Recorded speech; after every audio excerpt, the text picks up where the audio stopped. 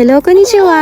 Kung napanood nyo kung ano yung mga nabili kong karne, alam nyo na bumili ako ng balat ng baboy. Sa napanood ni Mami, gumamit to ng gunting. Gupitin nyo na lang kung anong size ang gusto nyo. Pero tinry ko rin gamitin ng kutsilyo. Kailangan nga lang matalim ang kutsilyo para mahiwa nyo ng maayos. Pagkatapos, papakuluan ko ng 10 minuto, nilagyan ko lang ng asin. Makalipas ang 10 minuto, sasalain na natin to. Kailangan natin tong i-air dry para mawala yung moisture. Saglit ko nga lang na pa-air dry. Kaya tignan nyo yung mangyayari mamaya. Sabi dun sa video, ibubusa to. Napa-search pa nga ako kung ano yung ibubusa. Tapos sasalain para sa mantika. At uulit-ulitin nyo ang pagbubusa hanggang may nilalabas na mantika. Kaya kung wala kang tiyaga, naku, bumili ka na lang ng luto na. Mag-iinit na tayo ng mantika. Sinama ko rin yung nilabas na mantika ng balat. At dito na nga nag-start ang laban ko. Dahil kulang sa air dry yung balat, ayan, nagtatalsikan sila. At natakot nga ako nito kasi natalsikan na ako dati nung nagluluto ako ng kwek-kwek. At sa mukha pa yun. Kaya kung magluluto ako ulit nito, naku, talagang i-air dry ko na ng mabuti. Or, bibili na lang ako ng luto na. Susuko na sana ako kasi ang tindi talaga ng laban. Pero hindi, sinimulan ko to kaya tatapusin ko to. 2 beses ko nga pala tong pinrito. At kailangan yung pangalawang prito, papalamigin mo muna yung una. Kasi kung magkasunod mo silang ipiprito, magiging makunat daw to. At finally, natapos na nga tayo. Tara, tikman na natin.